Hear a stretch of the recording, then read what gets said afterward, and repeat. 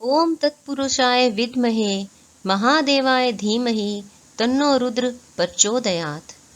सभी प्रभु भक्तों को जीवन प्रकाश चैनल की तरफ से नमस्कार। आज हम स्कंद पुराण के अनुसार सावन मास महात्म्य का छठा अध्याय करेंगे।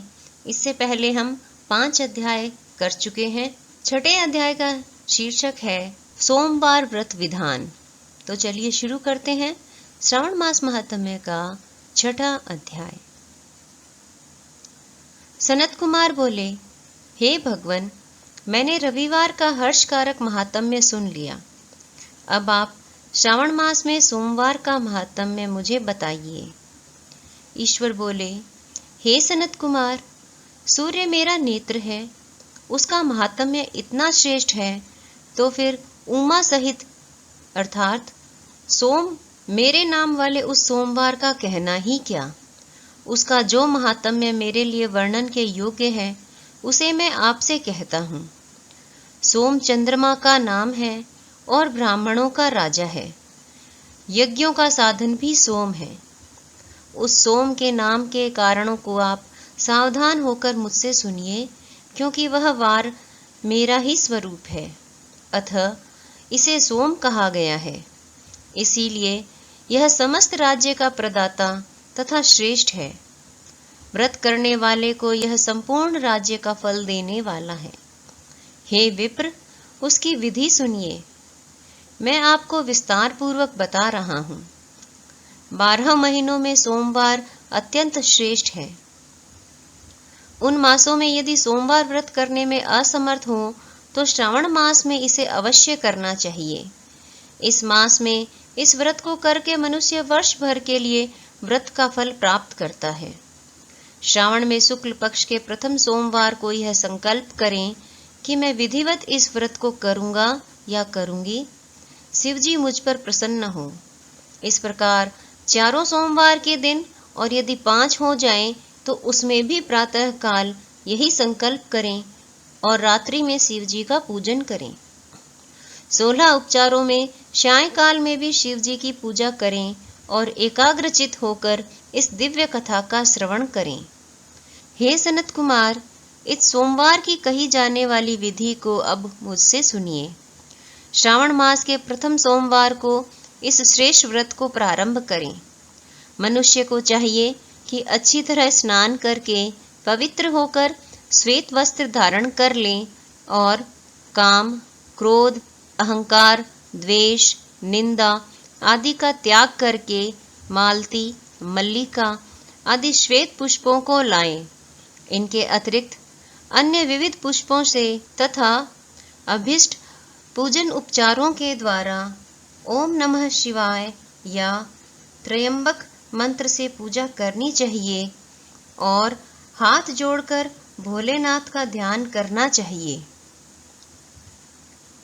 उसके बाद कहें, मैं शव, भावनाश महादेव, उग्र, उग्रनाथ, भाव, शशिमौली, रुद्र, नीलकंठ, शिव तथा भवहारी का ध्यान करता हूँ। इस प्रकार अपने विभव के अनुसार मनोहर उपचारों से देवेश शिव का विधिवत पूजन करें। जो इस व्रत को करता है, उसके पुण्य फल को सुनिए। जो लोग सोमवार के दिन पार्वती सहित शिव की पूजा करते हैं, वे पुनरावृत्ति से रहित अक्षय लोक प्राप्त करते हैं। हे सनत कुमार, इस मास में नक्त व्रत से जो पुण्य प्राप्त होता है, उसे मैं संक्षेप में कहता हूँ।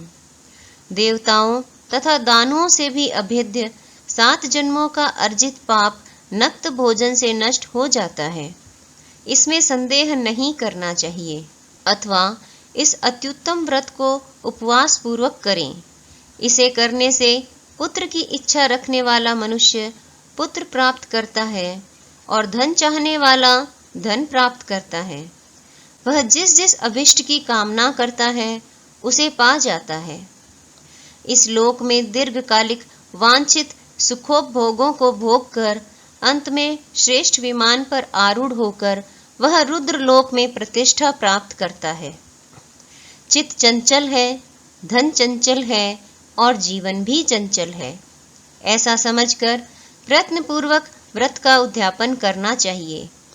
चांदी के वृषभ पर विराजमान स्वर्ण निर्मित शिव तथा पार्वती जी की प्रतिमा अपने सामर्थ्य के अनुसार बनानी चाहिए। इसमें धन की कृपणता नहीं करनी चाहिए।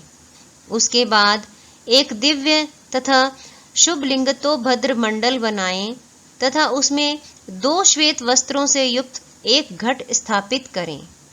घट के ऊपर तांबे अथवा बांस का बना हुआ पात्र रखें और उसके ऊपर उमा सहित शिव को स्थापित करें। उसके बाद श्रुति, स्मृति तथा पुराणों में कहे गए मंत्रों से शिव की पूजा करें। पुष्पों का मंडप बनाएं तथा उसके ऊपर सुंदर चंदोवा लगाएं। उसमें गीतों तथा बाजों की मधुर ध्वनि के साथ रात में जागरण करें। उसके बाद बुद्धिमान मनुष्य अपने गृह सूत्र में निर्दिष्ट विधान के अनुसार अग्नि स्थापन करें और फिर शव आदि 11 श्रेष्ठ नामों से पलाश की समिधाओं से 108 आहुति प्रदान करें।